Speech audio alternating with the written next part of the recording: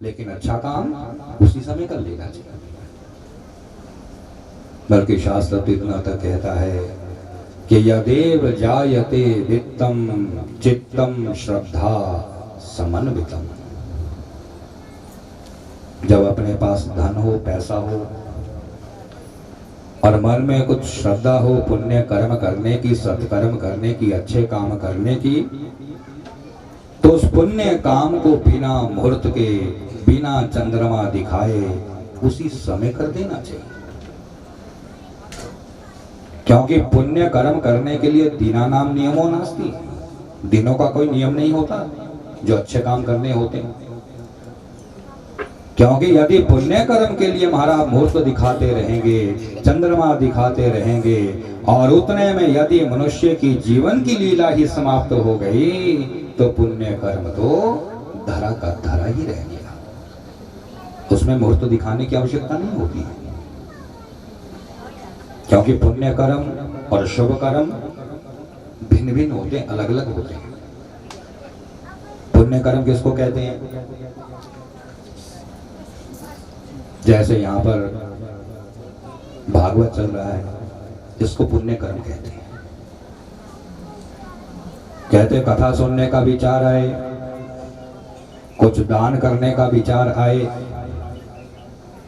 किसी का भला करने का विचार आए, तो ये सब पुण्य कर्म है। ये बिना मुहूर्त के कर देने चाहिए, इसमें कुछ दिखाने की आवश्यकता नहीं।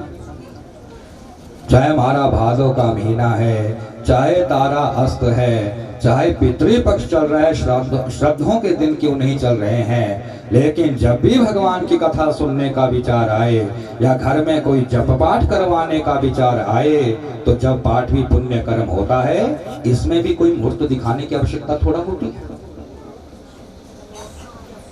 क्योंकि मुहूर्त दिखाते रहोगे और उतने जीवन लीला समाप्त हो गई, पुण्य कर्म धरा का धरा रह गया।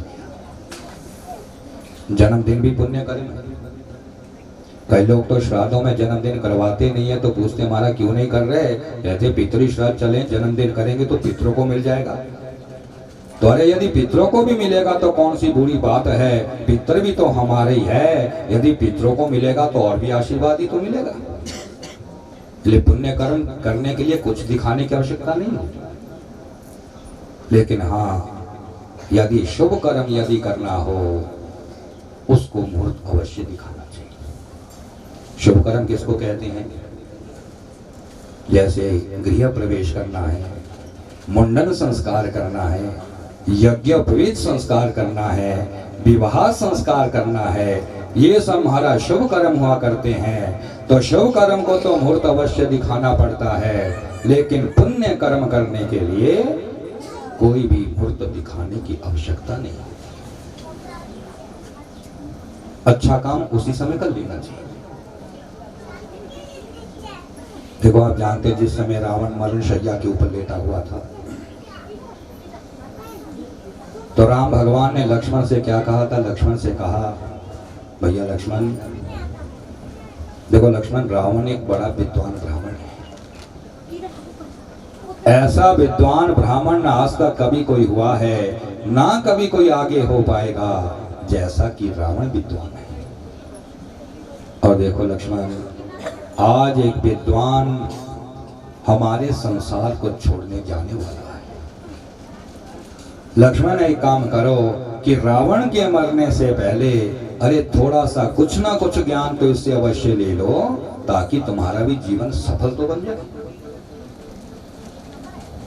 जैसी भगवान ने आज्ञा दी, कहते हमारा लक्ष्मण रावण के पास आया और रावण के सिर की तरफ हाथ जोड़कर खड़े होकर बड़े प्रेम से पूछने लगा, हे रावण, तुम 4 वेदों को जानने वाले, 18 पुराणों को समझने वाले बड़े विद्वान ब्राह्मण हो।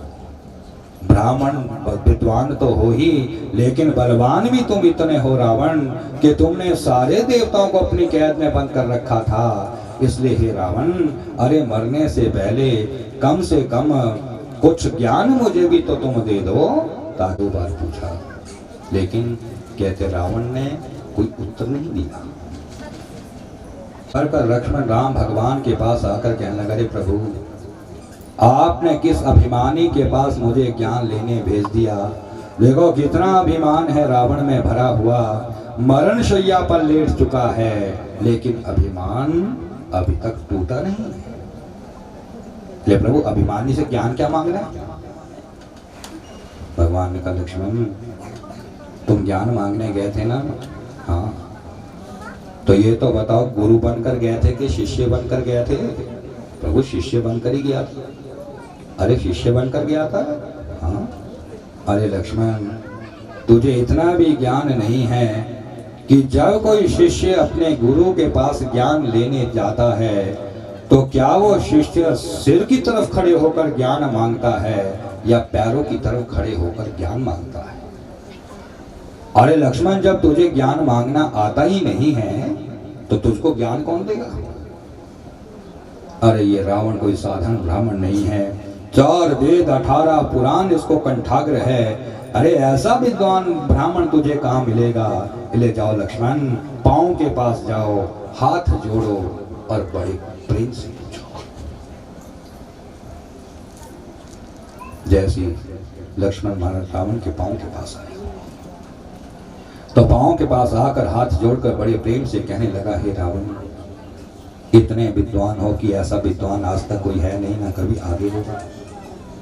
रावण मैं तो बड़ा अज्ञानी हूँ, हे रावण मुझे तो ज्ञान मांगना भी नहीं आता है, लेकिन हे रावण थोड़ी कृपा मेरे ऊपर कर दो। अरे मरने से पहले कम से कम थोड़ा सा ज्ञान मुझे भी तो दे दो। तो रावण ने कहा देखो लक्ष्मण जीवन में मेरी एक बात हमेशा याद रखना, लक्ष्मण जब कभी भी मन में कोई भी अच्छा काम करने का विचार आए उस अच्छे काम को उसी समय कर लेना, उसको अगले दिन पर मत छोड़ना। क्योंकि देखो लक्ष्मण जब मैं जन्म लेकर इस संसार में आया था तो मेरे मन में बड़े अच्छे अच्छे विचार बने हुए थे। लक्ष्मण मैंने सोचा था कि मैं जीवन में ऐसे अच्छे अच्छे काम करूंगा जिससे सारा संसार मुझे हमेशा याद किया करेगा। लेकिन देखो लक्ष्मण समय की गति देखो, क्या बताऊं कि मेरी बहन शूर्पणखा ने जिस दिन सुंदरता सीता माँ की देखी और मैंने भी जब सीता की सुंदरता को देखा तो लक्ष्मण मेरे मन में विचार आया कि चलो चलो अच्छे काम तो मैं कल भी कर लूंगा, क्यों ना आज पूरा कर लूं। क्योंकि मेरे मन में ऐसा विचार था लक्ष्मण कि समुद्र का जो खारा जल है उस समुद्र के खारे जल को मैं मीठा जल बना दूंगा, आग से धुआं निकलना ही मैं बंद करवा दूंगा और स्वर्ग जाने के लिए मैं सभी के लिए सीढ़ियां तैयार कर दूंगा। ये सारे अच्छे काम लक्ष्मण मेरे मन में बैठे हुए थे, लेकिन क्या करे लक्ष्मण जिस दिन मैंने सीता की सुंदरता को देखा सोचा आज बुरा कर लेता हूँ, अच्छा तो मैं कल भी कर लूंगा। तो देखो लक्ष्मण तुम देख रहे हो ना कि बुरे काम का नतीजा आज मुझे मिल गया है कि आज मेरे घर में कोई भी जल देने वाला शेष नहीं बचा है। इसलिए कहते जब भी हमारा कोई अच्छा काम करने का विचार आए तो उस अच्छे काम को उसी समय कर लेना चाहिए। तो सच्चिदानंद भगवान की। परीक्षित ने पूछा सुखदेव जी अब मुझे मृत्यु का भय भी बिल्कुल नहीं रहा है, अब मैं मृत्यु से डर नहीं रहा। लेकिन सुखदेव मुनि कृपा करके ये तो हमें बताएं कि हमारे भगवान अवतार लेकर इस संसार में कब आते हैं। सुनो परीक्षित, भगवान केवल पापियों को मारने के लिए अवतार नहीं लेते, बल्कि भगवान के जो परम भक्त होते हैं, सच्चे भक्त होते हैं, उनको तारने के लिए भी भगवान अवतार लेते हैं। यदा देवेशु वेदेशु गोषु विप्रेषु साधुषु, कि जब वेदों के ऊपर अत्याचार आरंभ हो जाते हैं, साधु ब्राह्मणों के ऊपर जब अत्याचार आरंभ हो जाते हैं, गाय के ऊपर जब अत्याचार हो जाते हैं, तो हमारे भगवान अवतार लेकर प्रकट होते हैं। क्योंकि देखो पाप और पुण्य क्या है। वेद व्यास जी ने जब 18 पुराणों की रचना करी और 18 पुराण बनाने के बाद जब उन्होंने 18 पुराणों का शोध किया तो क्या पाया कि 18 पुराणों में केवल 2 ही बातें हैं, पाप क्या है और पुण्य क्या है। 18 पुराणेषु व्यासस्य वचनद्वयम् परोपकाराय पुण्याय पापाय परपीडा, कि दूसरों का भलाई करना ही महाराज सबसे बड़ा पुण्य है, दुखियों का साथ देना ही पुण्य है। क्योंकि मनुष्य शरीर मिला है उपकार के लिए, दूसरों के भले के लिए, अपने लिए तो हमारा पशु भी जी लेता है, लेकिन जो मनुष्य दूसरे के लिए जीता रहता है वो सबसे बड़ा पुण्य होता है। और पाप क्या है कि पापाय परपीडा, दूसरों को दुख देना ही, दूसरों की निंदा करना ही, दूसरों का हिस्सा छीनना ही और सुखी आदमी को देखकर स्वयं दुखी होना ही सबसे बड़ा पाप होता है। इसलिए जितना हो सके परोपकार करने का प्रयास सभी मनुष्यों को अवश्य करना चाहिए। अब देखो यहां से आगे राजा परीक्षित को कृष्ण अवतार की कथा सुनाई गई है। जब तक राजा परीक्षित को गंगा अवतार नहीं सुनाया तब तक कृष्ण अवतार भी नहीं सुनाया।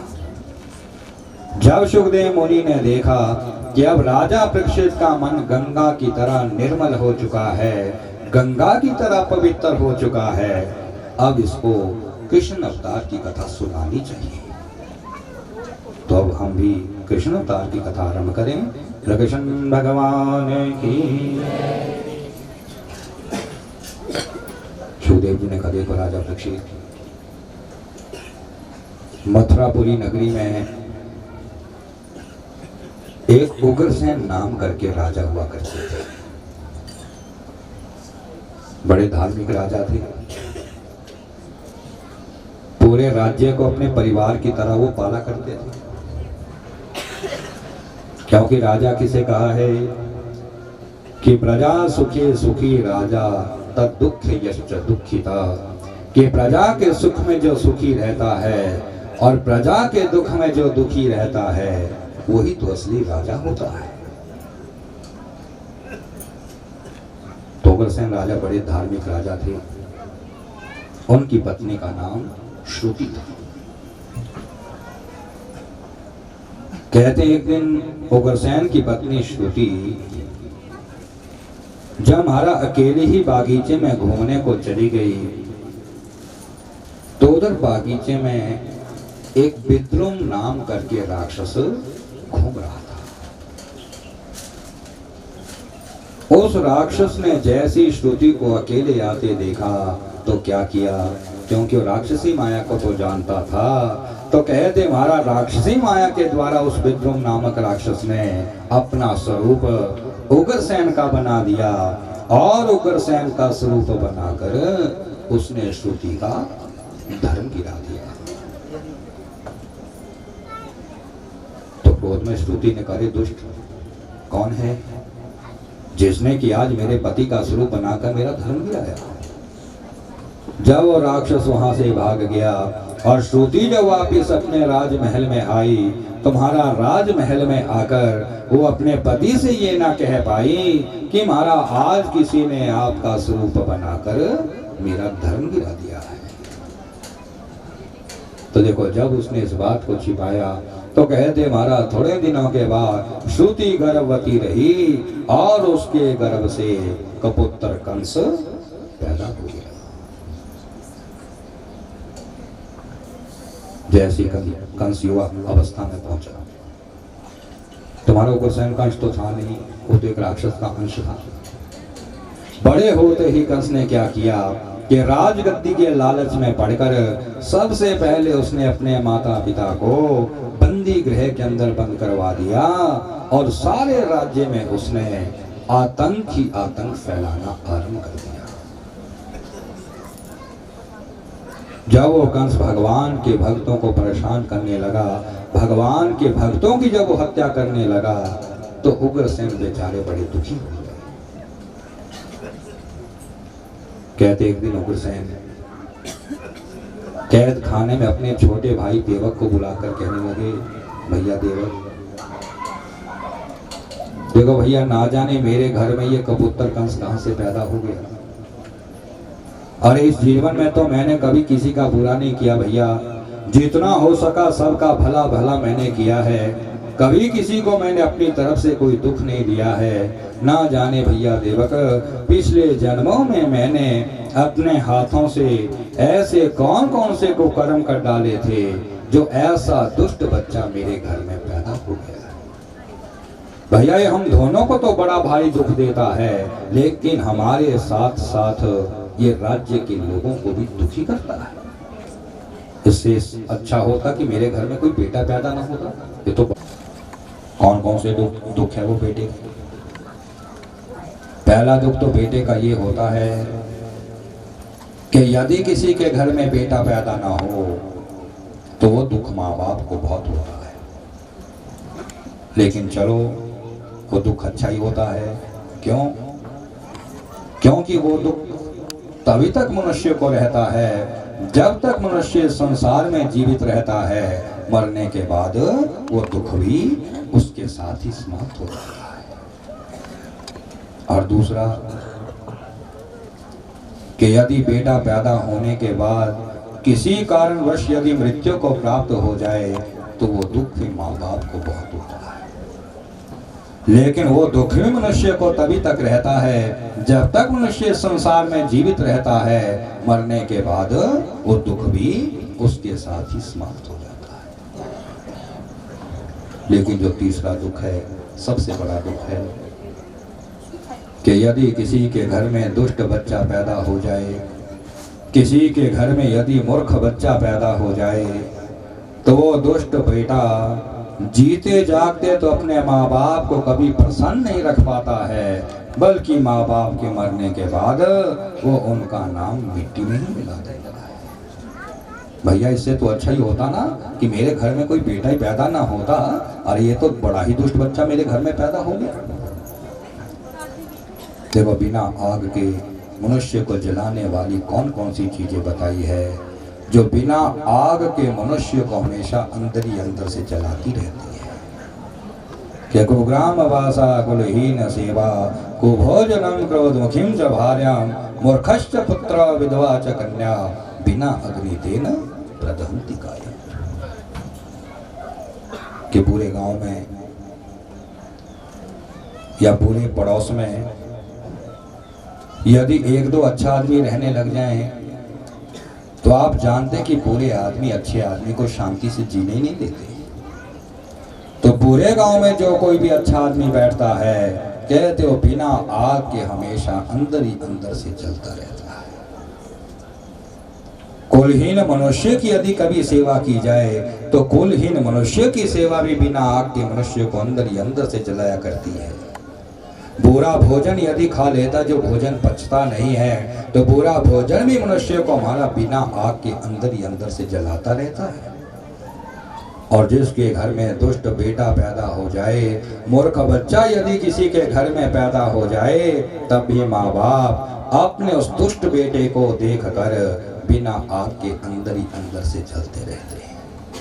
पिता के सामने यदि उसकी बेटी विधवा बन जाए, तब भी माँ बाप अपने उस विधवा बेटी को देखकर बिना आग के हमेशा अंदर ही अंदर से जलते रहते हैं। ले भाई, उसको स्वयं विधाता भी नहीं मिटा सकता है। अब जब आपके भाग्य में एक पुत्र कंसी लिखा गया था, तो अब तो आपको अपना भाग्य भोगना ही पड़ेगा। हाँ देवक, ठीक कहते हो। चलो भैया, मैं तो भोग रहा हूं अपना भाग्य। लेकिन भैया, आजकल भगवान की कृपा से तुम्हारी पत्नी भी गर्भवती है।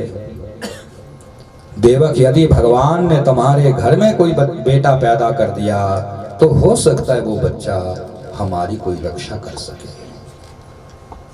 लेकिन कहते महाराज, देवक के घर में भी देवकी नाम की बड़ी सुंदर बेटी पैदा हो गई। सभा में पहुंची तो वहां से कुछ दूरी पर एक ब्रज गांव था। उस ब्रज गांव में वसुदेव अपनी पत्नी रोहिणी के साथ रहा करते थे। तो एक दिन रोहिणी से पूछने लगे, रोहिणी एक बात तो बताओ, हमारा पूछो, क्या पूछना है? रोहिणी, मैं ये जानना चाहता हूं कि मनुष्य विवाह किस लिए करता है?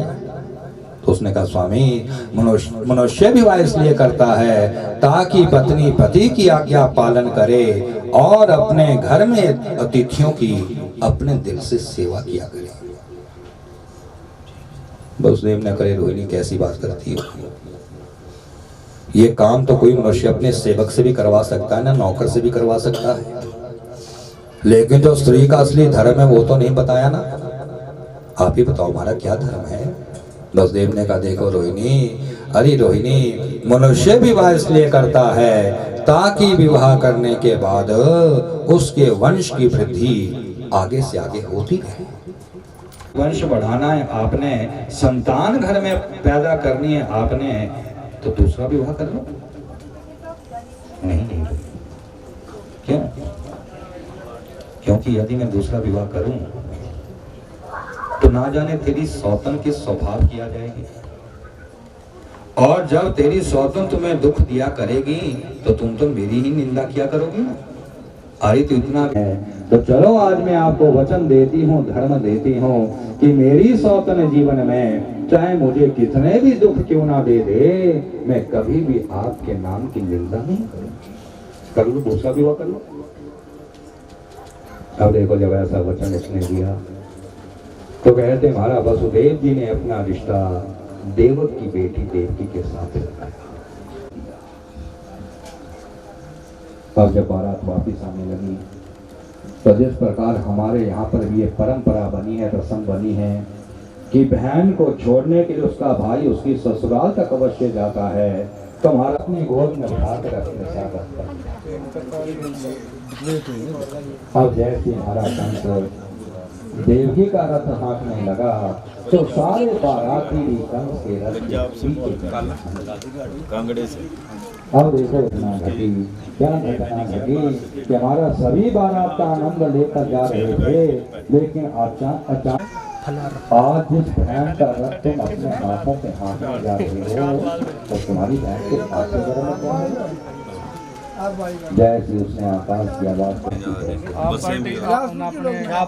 सारे बाराती भी जब आप अपने स्थान पर खड़े होकर आकाश की तरफ देखने लगे तो आकाश अरे तुम्हें नाना प्रकार की आतंक फैलाने आरंभ कर दिया, तुमने भगवान के भक्तों को परेशान करना आरंभ कर दिया है।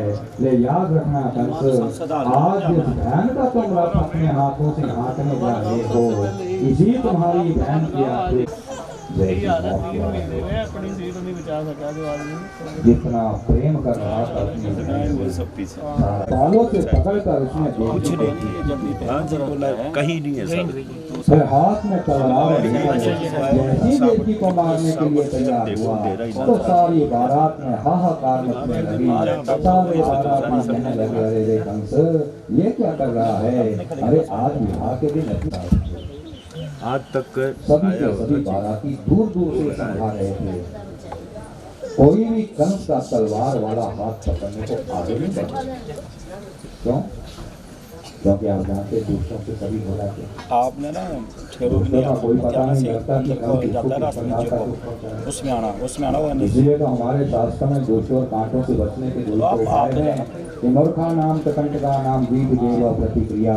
यदि हमारा कांटों से बचना हो तो या तो कांटों को पैरों से कुचल देना चाहिए या फिर कांटों को दुष्टों का मुंह तोड़ देना चाहिए, और यदि अपने अंदर शक्ति ना हो तो दुष्टों को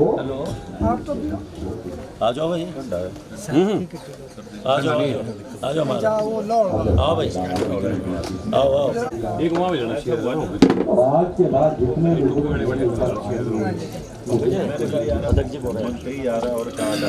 क्योंकि मेरी जो बड़ी पत्नी है वो अपने मन में यही सोचा करेगी कि अरे अरे पतिदेव हमारा आपके तो भाग्य ऐसे थे, मैंने तो आपको दूसरा विवाह करने की लेकिन एक कुर्ता बगल में पंच हो यार सुरेश अंकल के वहाँ, सुरेश जी के वो भागवत में घर पे वहाँ पंच हो। आज विवाह के दिन अपनी बहन को मार हाँ जी हाँ जी। मृत्युम जनाम लताम वीरा देहेन स जायते अद्यावाव शतांते वा मृत्युर्वे प्राणिनम ध्रुवा। कि जब जो भी पैदा होता है ना कंस, मौत भी पैदा उसके साथ ही हो जाती है। मौत आप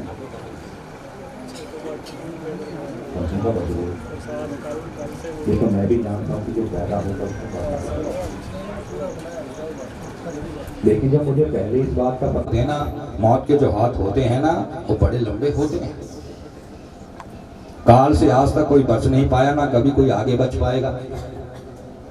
जिसकी मृत्यु जिस स्थान पर या जिस प्रकार या जिस भाने से जिसकी मृत्यु लिखी होती है उसी प्रकार सभी की मृत्यु होती है।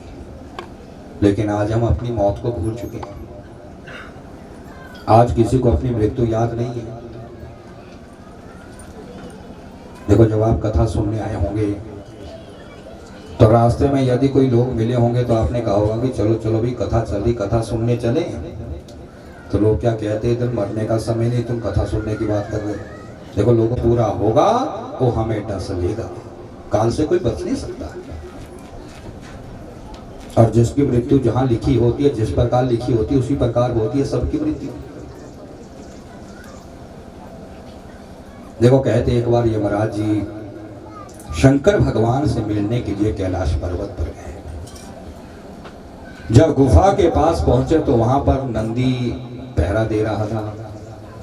यमराज ने कहा, नंदी हमारा भोले बाबा कहाँ हैं? अंदर बैठे हैं, गुफा में बैठे हैं। नंदी, मिलना चाहता हूँ, मिल लो उनको।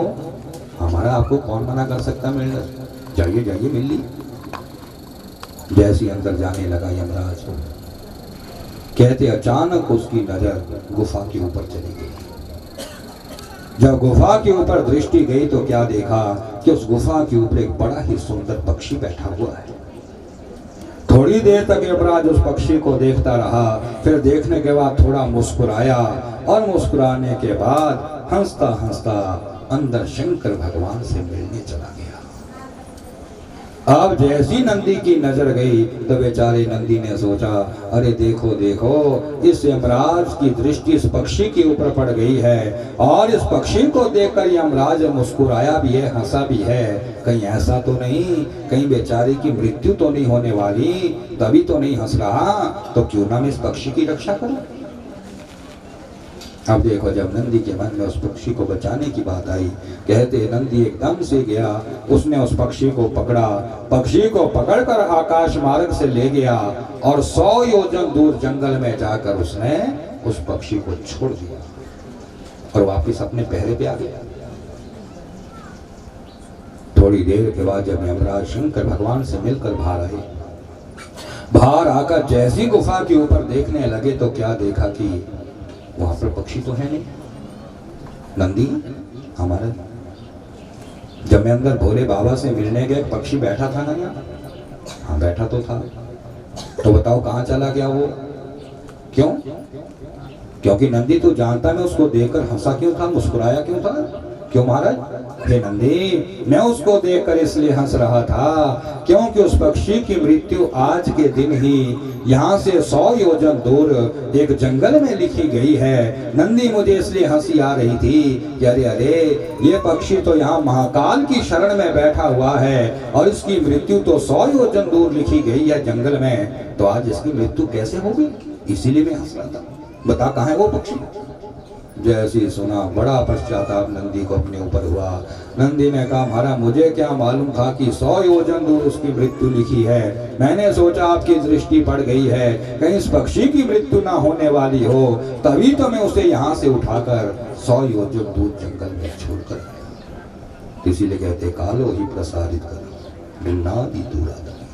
काल के बड़े लंबे हाथ होते हैं। जिसकी मृत्यु जिस स्थान पर या जहां लिखी होती है, मौत उसको वहां खींचकर स्वयं ले जाती है। बहुत समझाया महाराज कंस को, लेकिन कंस नहीं माना। तो वसुदेव ने कहा, अच्छा कंस, एक बात तो बता। क्या? कि तुझे दुश्मनी देवकी से है या जो देवकी के गर्भ से बच्चे पैदा होंगे वो तेरे दुश्मन है? तो उसने कहा, वसुदेव जी, देवकी से मुझे क्या दुश्मनी होगी, क्योंकि ये तो मेरी बहन है, लेकिन हाँ, इसके गर्भ से जितने बच्चे पैदा होंगे वो सारे बच्चे मेरे दुश्मन बन चुके। जब उसने ये बात कही कहते थोड़ी सी शांति वसुदेव जी के मन में हो गई। वसुदेव ने कहा चलो ठीक है कंस, यदि ऐसी बात है तो कंस एक काम करते हैं कि आज तुम अपनी बहन देवकी को छोड़ दो। आज मैं सबके सामने तुम्हें यह वचन देता हूँ कि तुम्हारी बहन के गर्भ से जितने भी बच्चे पैदा होंगे वो सारे बच्चे मैं तुम्हारे हाथों में सौंप दूंगा। अब तो छोड़ दो। अब देखो जब ऐसा वचन दिया वसुदेव जी ने तो कंस अच्छी तरह जानता है कि वसुदेव बड़े सत्यवादी हैं। एक बार जो मुंह से वचन दे देते उस वचन के ऊपर हमेशा अटल रहते हैं, चाहे उसके लिए इनका जीवन भी क्यों ना चले। और देखो असली मनुष्य भी हमारा उसी को कहा गया है जो अपने वचन के ऊपर हमेशा अटल रहता है और जो अपने वचन से हटता रहता है उसको कभी मनुष्य की संज्ञा मिल ही नहीं सकती है। अब जब ऐसा वचन दिया तो कहते कंस तो वहीं से वापिस अपनी मथुरा नगरी चले गए और उतने में वसुदेव अपनी बारात को लेकर अपने गांव ब्रज में पहुंच गए। बोलो सच्चिदानंद भगवान की। थोड़े दिन बीते, थोड़े दिनों के बाद भगवान की कृपामय दृष्टि से देवकी गर्भवती रही और उसके गर्भ से कीर्तिमान नामक पहला बेटा पैदा हो गया। जब पहला बेटा पैदा हुआ तो वसुदेव सामने आए, देवकी हमारे देखो आज पहला बेटा हो गया हमारे घर में, इसलिए ऐसा करो देवकी कि तुम जल्दी से इस बच्चे को अपनी गोद से उठाकर मेरी गोद में दे दो। क्यों? क्योंकि देवकी तू जानती नहीं कि मैंने तेरे बच्चे तेरे भैया के लिए मान रखे हैं। देखो देवकी यदि तो तेरा भाई हमारे इस पहले बच्चे को छोड़ देगा तो हम इस बच्चे की बड़ी खुशी मना लेंगे, और यदि तेरा भाई हमारे इस पहले ही बच्चे को मार देगा तो हम इस बच्चे का शोक मना लेंगे। तो हमारे पतिदेव कैसी बातें कर रहे हैं? क्योंकि स्वामी मुझे तो पूर्ण विश्वास है कि मेरा दुष्ट भाई कंस कभी भी मेरे बच्चे को जीवित नहीं छोड़ेगा। अरे इससे तो यही अच्छा होता ना कि आप पहले मुझे मरने देते, अब मैं अपने दिल के टुकड़े को उस पापी के हाथों में कैसे भेजूं? कोई बात नहीं देवकी, समय की गति को नहीं कोई टाल सकता है, होनी हमेशा होकर रहती है। अब देखो मैं भी अपने वचन से नहीं हट सकता हूँ, क्योंकि मैंने भी तेरे भाई को ये वचन दिया है कि जितने बच्चे तेरे होंगे उसके हाथों में सौंप। लाओ ये बच्चा मुझे दो। आज मैं अपने बच्चे को पहली बार इसके नानके की तरफ ले जाने जा रहा हूँ, इसलिए एक काम करो कि तुम सारे मेरे मित्र जल्दी से तैयार हो जाओ ताकि बड़े धूमधाम के साथ हम इस बच्चे को इसके नानके तक पहुंचा सके। हमारा जब सभी लोग तैयार होकर वहां से जाने लगे तो चलते चलते सभी वसुदेव के साथ मथुरापुरी के मुख पर गए। तो वसुदेव जी ने कहा कि देखो ब्रजवासियों ऐसा करो कि तुम यहाँ दरवाजे के ऊपर खड़े हो, मैं इस बच्चे को अंदर अकेला कंस के महल में ले जाऊंगा।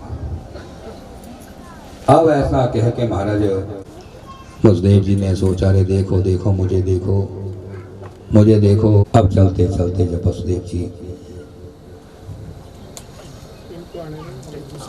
कंस के मुख्य महल में पहुंचे और सच्चिदानंद भगवान की, श्रीमद् भागवत महापुराण की, जयंती मैया की, डुमेश्वर महाराज की, मंगलेश्वर महाराज की, अवधूत महाराज की, सभी श्रोतागणों की। अब जैसी महाराज वहां से वसुदेव अंदर मुख्य महल में पहुंचे तो अंदर जाकर क्या देखा कि अंदर कंस के पास नारद जी बैठे।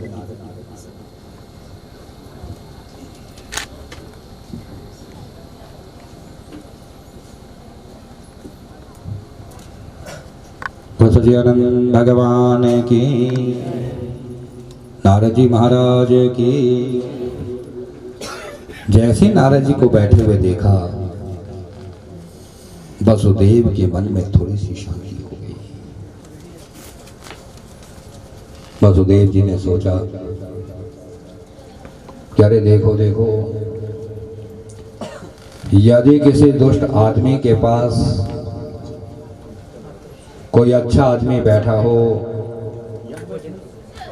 तो वो अच्छा आदमी हमेशा दुष्ट आदमी को समझाया करता है। इसलिए हो सकता है कि कहीं कंस नारद जी के कहने से मेरे पहले बेटे को ही छोड़ दे। आने लगे तो जैसे ही कंस के मुख्य महल में पहुंचे और उनके सामने जब गए तो हाथ जोड़कर वसुदेव ने कहा कि देखो कंस, तुम्हारी बहन के गर्भ से ये मेरा पहला बेटा पैदा हो गया है। तुम्हारा दुश्मन तो देवकी का 8वां बच्चा लिखा गया है ना, इसलिए कंस ऐसा करो कि तुम 7 बच्चे मेरे लिए छोड़ दो, 8वां बच्चा मैं बड़ी प्रसन्नता के साथ तुझे मारने को दे दूंगा। जैसे हमारा कंस ने सुना, कंस एकदम से अपने आसन से खड़ा हुआ, अपनी गोद में लेने के बाद सोचने लगा, विचार करने लगा वो कंस, अरे मेरा दुश्मन ये वाला बच्चा होगा या जो 8वीं जगह से पैदा होगा वो मेरा दुश्मन होगा। सोचा यदि पहले बच्चे से गिनती गिनो, देवकी का 8वां बच्चा मेरा दुश्मन बनता है, और यदि 8वें बच्चे से मैं उल्टी गिनती गिनो तो ये पहला बच्चा मेरा दुश्मन बनता है। अब मेरा दुश्मन है तो कौन सा है? ये सामने आकर कहने लगे कंस, मौनम स्वार्थ साधन, कि किसी का मौन रहना किसी की हाँ को बतलाया करता है। कंस, मुझे लग रहा है कि तू देवकी के पहले बच्चे को छोड़ना चाहता है। तो उसने कहा वसुदेव, मैं छोड़ना नारद जी मैं छोड़ना तो नहीं चाहता हूँ, किंतु नारद जी मेरे मन में ये आ रहा है कि मेरा दुश्मन ये वाला बच्चा है जो 8वीं जगह से पैदा होगा, वो मेरा दुश्मन है। क्योंकि हमारा यदि पहले बच्चे से गिनती गिनो 8वां बच्चा मेरा दुश्मन बन रहा है, और यदि 8वें बच्चे से उल्टी गिनती गिनो तो ये पहला बच्चा मेरा दुश्मन बन रहा है। मेरी समझ कहने से छोड़ दे। अरे क्यों बाल हत्या का पाप अपने कुल के ऊपर लगाने जा रहा है? एक न एक दिन तो सभी को ये संसार छोड़कर जाना ही पड़ेगा। इसलिए मेरी बात सुनना चाहता है कंस, एक काम कर कि देवकी के गर्भ से जितने भी बच्चे पैदा हो रहे हैं ना, सभी को छोड़ दे। अरे नारद जी कैसी बात कर रहे हैं? जब देवकी का 8वां बच्चा मेरा दुश्मन है, मेरी मौत है, तो उसको तो मैं कभी जीवित ही नहीं छोड़ूंगा, उसको तो अवश्य मारूंगा।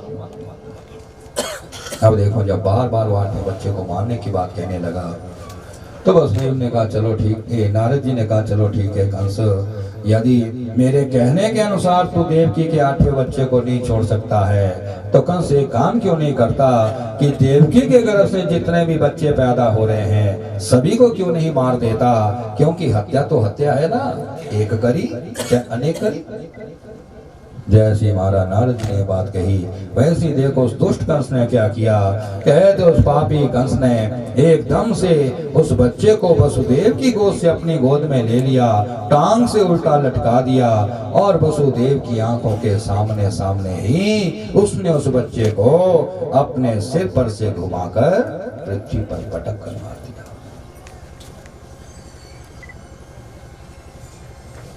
कितना भयानक दृश्य हुआ होगा उस समय का। कौन बाप अपने बच्चे को इस तरह मरते हुए देख पाता है? लेकिन पहले के जो मनुष्य होते थे, पहले के मनुष्य अपने वचन के ऊपर हमेशा अटल रहते थे, चाहे उसके लिए उनका जीवन भी क्यों ना चला जाए, कभी अपने वचन से नहीं हटा करते। तभी तो पहले के मनुष्य को भगवान की प्राप्ति होती थी। तो नारद जी ने ऐसा क्यों कहा था कि सारे बच्चों को मार दो?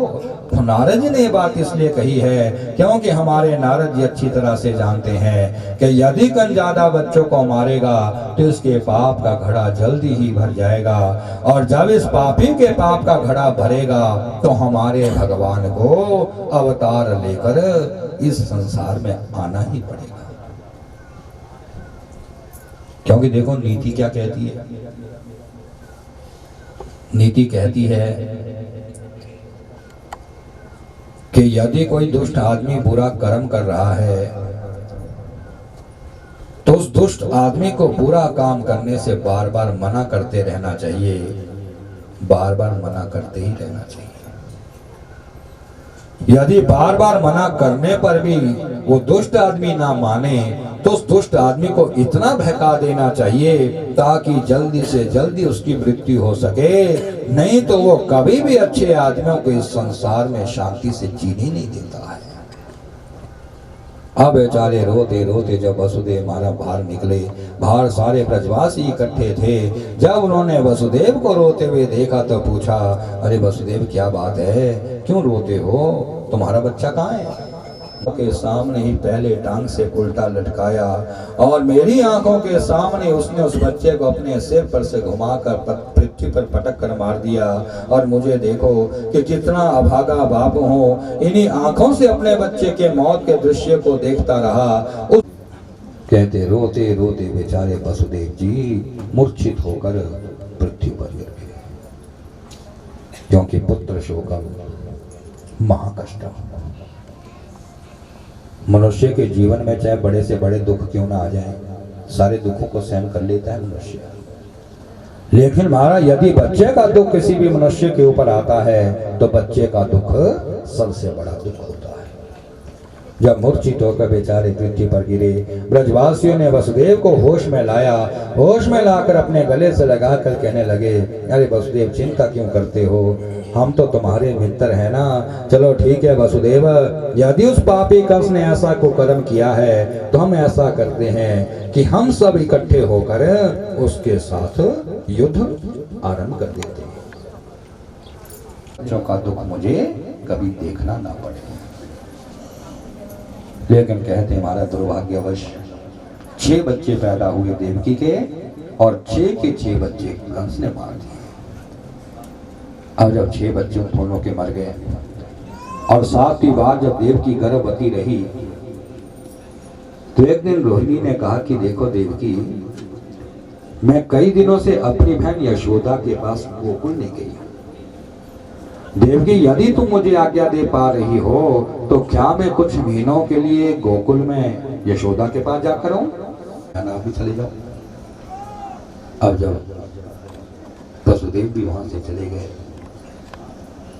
कहते शाम के समय बेचारी देवकी जब भोजन करने के बाद मारा अपने मुख्य महल में आराम करने को गई तो जब आधी रात का समय आया तो आधी रात के समय अकेलेपन में उस देवकी को अपने 6 बच्चों की याद आ गई। क्योंकि आप जानते कि जो दुखी मनुष्य होता है, दुखी मनुष्य जब कभी भी घर में अकेला पड़ा रहता है तो अकेलेपन में उस दुखी मनुष्य को हमेशा अपने दुखों की याद आती है। इसीलिए कहते हैं कि कभी भी दुखी मनुष्य को घर में अकेले नहीं छोड़ना चाहिए। क्यों? क्योंकि यदि वो बेचारा घर में अकेला पड़ा रहेगा तो ना जाने अकेलेपन में वो अपने दुखों को याद करके कितना दुखी हो जाएगा। अकेलेपन में जब बेचारी को 6 बच्चों की याद आ गई तो 7वां बच्चा जो उसके गर्भ में पल रहा था, उस बच्चे को अपने पेट में देखती हुई और रोती हुई भगवान से कहने लगी कि हे प्रभु, जब मेरा भाई मेरे बच्चों का दुश्मन बन चुका है तो आप बार बार मेरे पेट में गर्भ क्यों डालते हो। प्रभु 6 बच्चों का दुख बड़ी मुश्किल से सहन किया है, अब 7वें बच्चे का दुख सहन नहीं हो पाएगा। इसलिए प्रभु इतनी कृपा कर दो कि ये जो 7वां बच्चा मेरे गर्भ में पल रहा है, इस बच्चे को आप मेरे पेट के अंदर ही मार दो ताकि इस बच्चे का दुख मुझे कभी देखना ना पड़े। बेचारी जब आधी रात के समय ऐसी पुकार करने लगी तो कहते हैं कि उस समय हमारे भगवान भी अपनी योग माया के महल की तरफ आ रहे थे। चलते चलते जैसी भगवान योग माया के मुख्य दरवाजे के ऊपर पहुंचे, वैसी वहां पर भगवान के कानों में देवकी की करुण आवाज पहुंच गई। बोलो सच्चिदानंद भगवान की। क्योंकि आप जानते भगवान के कानों तक आवाज पहुंचानी बड़ी कठिन है, लेकिन यदि किसी सच्चे भक्त की आवाज उस परम परमेश्वर परमात्मा के कानों में पहुंच जाए तो भगवान तो स्वयं ही बेचैन हो जाते हैं। जैसी करुण आवाज सुनाई दी, भगवान दरवाजे के ऊपर ही खड़े हो गए। अब जब काफी देर तक भगवान दरवाजे पर ही खड़े रहे तो महल के अंदर से योग माया आवाज लगाकर कहने लगी, अरे प्रभु क्या बात है, दरवाजे पर क्यों खड़े हो आप इतना नहीं जानते कि आधी रात को किसी के दरवाजे पर कभी खड़े नहीं होना चाहिए। प्रभु यदि आपका मन मेरे महल में आने को कर रहा है तो आइए महाराज मेरे महल में आ जाइए, नहीं तो अपने महल में चले जाइए, दरवाजे पर क्यों खड़े। भगवान ने कहा योग माया क्या करूं, जब कभी भी मेरे भक्त मुझे याद करते हैं ना तो मैं जहां पर एक बार स्थित हो जाता हूं मैं वहीं रहता हूं, आगे नहीं बढ़ सकता, पीछे नहीं हट सकता। प्रभु अरे आधी रात को कौन कर रहा है आपको याद। अरे क्या बताऊं योग माया, वसुदेव की जो छोटी पत्नी देवकी है वो मुझसे कह रही है कि हे प्रभु ये जो 7वां बच्चा मेरे गर्भ में पल रहा है इस बच्चे को आप मेरे पेट के अंदर ही मार दो। अब योग माया तू तो जानती है कि मैं तो हमेशा बच्चों की रक्षा किया करता हूँ, फिर भला मैं देवकी के 7वें बच्चे को कैसे मार सकता हूँ। उसने कहा प्रभु फिर क्या करना है, मेरे लिए काम करोगी, बता प्रभु क्या करना है। हे उमाया ऐसा करो कि गच्छ देवी ब्रजम भद्रे गोप गोभी अलंकृतम, हे देवी तुम भागी भागी अभी ब्रज गांव में चली जाओ और ब्रज गांव में आने के बाद जो देवकी के गर्भ में वो 3 महीने का बच्चा पल रहा है उस 3 महीने के बच्चे को तुम देवकी के गर्भ से निकालना और गोकुल में जाकर रोहिणी के गर्भ में उस बच्चे को रख देना और स्वयं तुम यशोदा के गर्भ में चली जाना। क्योंकि देखो योग माया जब मैं देवकी के 8वें गर्भ से कंस के कैद खाने में प्रकट होऊंगा और मेरा पिता वसुदेव जब मुझे छोड़ने के लिए गोकुल की तरफ लेकर आएगा तो योग माया तो यशोदा को ऐसी गहरी निद्रा में सुला कर रखना जिससे यशोदा को इस बात का पता ही ना चल पाए कि मेरे बेटा पैदा हुआ है या बेटी पैदा हुई है। तो योग माया मेरा पिता तो मुझे यशोदा की पीठ के पीछे छोड़ देगा और तुम्हें उठाकर वो कंस के हाथों में दे देगा, लेकिन योग माया मेरी बात याद रखना कि कंस जैसी तुझे पृथ्वी पर पटकने लगेगा वैसी तू पृथ्वी पर ना पटक कर एकदम से आकाश की तरफ चली आना और कंस को शाप दे देगा। तू कर सकती मेरे सारे काम। प्रभु मैं तो हमेशा से करती आई हूं और ये कार्य भी आपका अवश्य कर डालूंगी, लेकिन इस कार्य को करने से पहले मैं आपसे एक बात पूछना चाहती हूँ। पूछो क्या पूछना। प्रभु मैं केवल आपसे इतना जानना चाहती हूँ कि देखो मैं तो पैदा होते ही भारतवर्ष से वापिस आ जाऊंगी, लेकिन आप भारतवर्ष में कितने दिन तक रहोगे। तो कहा योग माया मैं 125 वर्ष तक भारतवर्ष में रहूंगा। वाह प्रभु बड़े चालाक लग रहे हैं आप तो। क्यों? क्योंकि आप 125 वर्ष तक भारतवर्ष का आनंद भोगोगे, लेकिन भारतवर्ष का कोई मनुष्य ये नहीं जान पाएगा कि भगवान का काम करने के लिए योग माया भी तो इस भारतवर्ष में आई थी। इसलिए प्रभु यदि आप अपना काम मेरे हाथों से करवाना चाहते हो तो पहले कम से कम मेरे नाम तो रख दो। योग माया क्या तू नाम चाहती है? तो उसने कहे प्रभु आप नहीं जानते कि भारतवर्ष में पैदा होने का लाभ तभी मनुष्य को मिल पाता है जब पैदा होने के बाद मनुष्य का नाम चारों दिशाओं में फैल जाता है। लेकिन यदि आप अपना कार्य मेरे हाथों से करवाना चाहते हो तो पहले कम से कम मेरे नाम तो रखो। भगवान ने कहा चल ठीक है योग माया नाम चाहती हो, चलो मैं तुम्हें आशीर्वाद देता हूँ कि भारतवर्ष में लोग तुम्हें नवरात्रों में अपने घर में जयंती के रूप में उगाया करेंगे। तो आप लोग भी नवरात्रों में जौ को तो उगाते होंगे, जयंती को तो उगाते होंगे। इसलिए देखो शास्त्र कहता है कि जब कभी भी नवरात्रों में जयंती को अपने घर में उगाना हो, जौ को उगाना हो, तो नवरात्रों के दिनों में कभी भी जयंती को पत्थर के ऊपर नहीं उगाना चाहिए। क्योंकि यदि कोई मनुष्य नवरात्रों के दिनों में जयंती को पत्थर के ऊपर उगाता है तो उसके घर से दया का भाव चला जाता है, यानी कि उसके घर में पत्थर दिल के लोग पैदा हो गए। और ना ही कभी नवरात्रों में टीन के अंदर जयंती को उगाना चाहिए। क्यों? क्योंकि यदि कोई टीन के अंदर नवरात्रों में जयंती को उगाता है तो उसके घर में दुख और दरिद्रता तथा नाना प्रकार के उपद्रव प्रकट होते हैं। इसलिए जब कभी भी नवरात्रों में जयंती को उगाना हो, जौ को उगाना हो, तुम्हारा बांस के पात्र में, बांस के बर्तन में हमेशा जयंती उगाई जाती है। क्यों? इसलिए क्योंकि जिस प्रकार बांस आगे से आगे बढ़ता रहता है उसी प्रकार उस मनुष्य का वंश भी आगे से आगे बढ़ता रहता है। भगवान का जय योग माया। मैं तुम्हें आशीर्वाद देता हूँ कि भारतवर्ष में लोग तुम्हें नवरात्रों में अपने घर में जयंती के रूप में उगाया करेंगे। वहां तुम्हारे नाम पढ़ेंगे कि दुर्गेति, भद्रकालीति, विजया, वैष्णवीति च, कुमुदा, चंडिका, कृष्णा, माधवी, कन्यकेति च, माया, नारायणी, ईशानी, शारदा, त्र्यंबकेति च। दुर्गा के नाम से लोग तुम्हारी पूजा करेंगे, भद्रकाली के नाम से लोग तुम्हारी पूजा करेंगे, विजया तुम्हारा नाम पड़ेगा, वैष्णो तुम्हें पुकारा जाएगा, कुमुदा के नाम से तुम प्रसिद्ध होगी, चामुंडा चंडिका तुम्हारा नाम रखा जाएगा, नारायणी तुम्हारा नाम पड़ेगा और अंबा के लोग से तुम्हारी पूजा किया करेंगे। योग माया, भारतवर्ष में तुम्हारे नाना प्रकार के नाम प्रसिद्ध हो। जाओ मेरा काम करो। जैसे हमारा भगवान ने वरदान दिया, आशीर्वाद दिया, तो योग माया ने क्या किया? कहते वहां से योग माया आधी रात के समय हमारा ब्रज गांव में आई। ब्रज गांव में आकर उसने देवकी के गर्भ से उस 3 महीने के बच्चे को निकाला और गोकुल में जाकर रोहिणी के गर्भ में उस बच्चे को रख दिया और स्वयं यशोदा के गर्भ में चली गई। बोलो श्री आनंद भगवान की।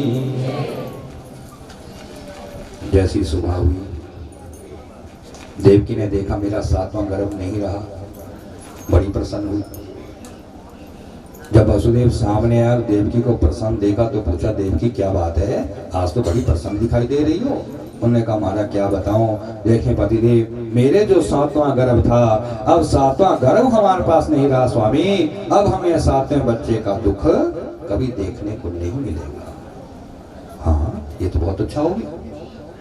लेकिन थोड़े दिनों के बाद जो 8वीं बार गर्भवती हो गई, कंस को मालूम पड़ गया कि 6 बच्चे तो मैंने देवकी के मार दिए, 7वां उसका गर्भ नहीं रहा, अब 8वीं बार मेरी बहन गर्भवती रही है। तो उसने सिपाहियों से कहा, देखो सिपाहियों, ऐसा करो कि तुम जल्दी से ब्रज गांव में जाओ और वसुदेव देवकी दोनों को पकड़कर मेरे बंदी गृह के अंदर बंद कर दो।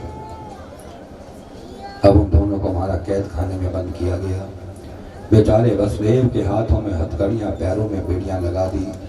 अब वो दोनों पति पत्नी कंस के कैद खाने में बैठकर नाना प्रकार के कष्टों का सामना करने लगे। क्योंकि पहले की जो कैद होती थी आजकल की जेल की तरह थोड़ा होती थी। आज की जेल में तो हर सुविधाएं मिल रही है ना, तभी तो आज ऐसे उपद्रव हमारे संसार में फैल रहे हैं। लेकिन पहले के जो कैद खाने हुआ करते थे उसमें नाना प्रकार की यातनाओं का सामना मनुष्य को करना पड़ता था।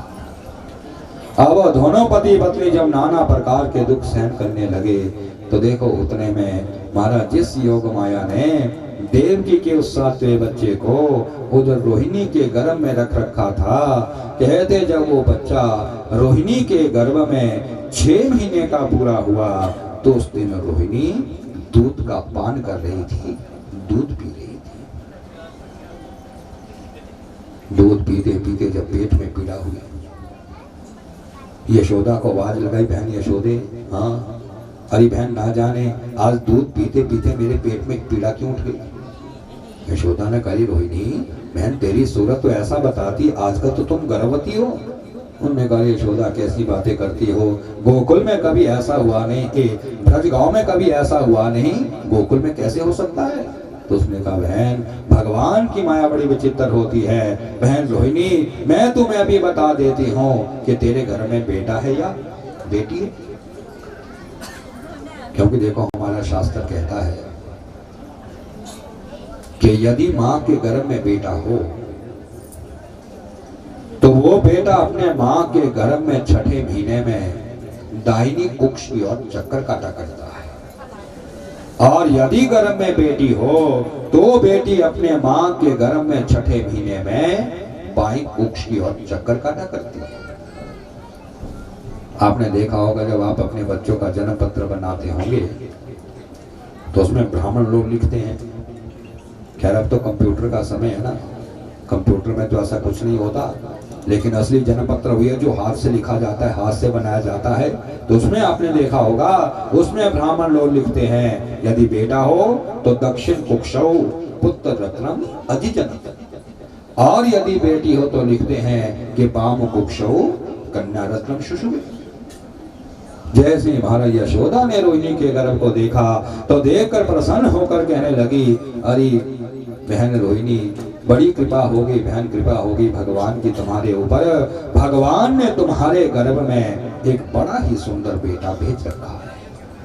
जैसे महाराज समय पूरा हुआ वैसे रोहिणी के गर्भ से बड़ा ही सुंदर एक बेटा पैदा हो गया। सच्चिदानंद भगवान की जयकारा जोर से लगाना चाहिए और सच्चिदानंद भगवान की। क्योंकि देखो ग्रीष्म ऋतु है, गर्मी का समय है, तो नींद भी आई जाती है कई बार। और भागवत बैठा है ना यहाँ पर श्रीमद् भागवत, और इसमें 33 करोड़ देवता भी बैठे हैं, तो निंद्रा देवी को भी तो बुलाया जाता है ना, या देवी सर्वभूतेषु निंद्रा रूपेण संस्थिता नमस्तस्यै नमस्तस्यै नमस्तस्यै नमो नमः। क्योंकि उसको भी बुलाना पड़ता है, क्योंकि वो तो 33 करोड़ देवताओं में आती है। आप जानते हैं निंद्रा देवी किसकी पत्नी है? किसकी पत्नी है निंद्रा? कुंभकर्ण की। कहते जब भगवान ने कुंभकर्ण का वध किया था तो निंद्रा सामने आई, कहने लगी प्रभु आपने मेरे पति का वध किया है ना, इसलिए मैं आपके अपने पति की मृत्यु का बदला आपसे अवश्य लूंगी। कैसे लोगी निंद्रा? अरे प्रभु जहाँ पर आपकी कथा चला करेगी वहां पर जाकर मैं आपके भक्तों के सिर पर बैठ जाया करूंगी, आपके भक्तों को बिल्कुल सुला दिया करूंगी, ताकि आपका भक्त आपकी कथा को कभी सुन ही ना पाए। तो भगवान ने करे निंद्रा कोई बात नहीं, तू चाहे जितना मर्जी मेरे भक्तों को सुलाने का प्रयास कर, लेकिन जब मेरे भक्त जयकारा लगाया करेंगे तो तुम्हें उनके सिर से भागकर कहीं बाहर जाकर ही बैठना पड़ेगा। सच्चिदानंद भगवान की। अब जैसी महाराज वो बच्चा पैदा हुआ तो रोहिणी ने नंद बाबा से कहा कि देखिए पतिदेव, यशोदा ने नंद बाबा से कहा कि देखिए पतिदेव, बड़ी मुश्किल से मेरी बहन के गर्भ से एक बेटा पैदा हुआ है, आप ऐसा करें कि जल्दी से पंडित जी को बुलाकर लाएं ताकि हम इस बच्चे का जन्म पत्र बना सकें, और कम से कम पंडित जी से ये तो पूछें कि क्या मेरी बहन रोहिणी का ये बच्चा जीवित रहेगा या देवकी के बच्चों की तरह इसका बच्चा भी मारा जाएगा। जैसी नंद बाबा पंडित जी को बुलाकर लाए, और पंडित जी ने आकर जैसी उस बच्चे की जन्म पत्री बनाई तो देखो पंडित जी को उस बात का पता लग गया जिसका पता ना तो यशोदा को था, ना रोहिणी को था, और ना ही नंद बाबा को था। क्योंकि हमारे शास्त्रों में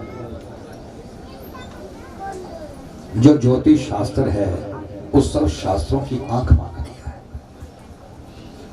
यदि बच्चे का जन्म का समय ठीक लिखा जाए और ठीक जन्म पत्र यदि उस बच्चे का बनाया जाए तो बच्चे के पिछले जन्म का भी पता लगता है, और भविष्य में जो उसके साथ होना उसका भी पता चलता है।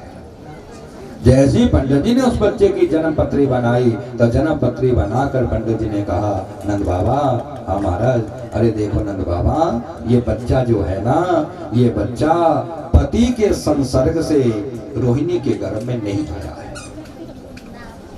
पंडित जी कैसी बात कर रहे? यदि ये बच्चा पति के संसर्ग से नहीं आया तो फिर कहां से आ गया ये बच्चा? आनंद बाबा इस बच्चे को किसी दूसरे के गर्भ से निकाल कर इसके गर्भ के अंदर रखा गया है, इसलिए नंद बाबा यदि आप इस बच्चे का नाम रखना चाहते हो तो आज से आपके इस बच्चे का नाम पड़ेगा कि सम्यक प्रकार निकर्षति यौस संकर्षणा, कि बड़े सावधानी से जिसे एक के गर्भ से निकालकर दूसरे के गर्भ में रखा जाता है उसको संकर्षण कहा जाता है। तो आज से आपके इस बेटे का नाम संकर्षण पड़ेगा। ये नाम अच्छा है? नहीं पड़ेगा। ये नाम तो बिल्कुल अच्छा नहीं है। क्यों?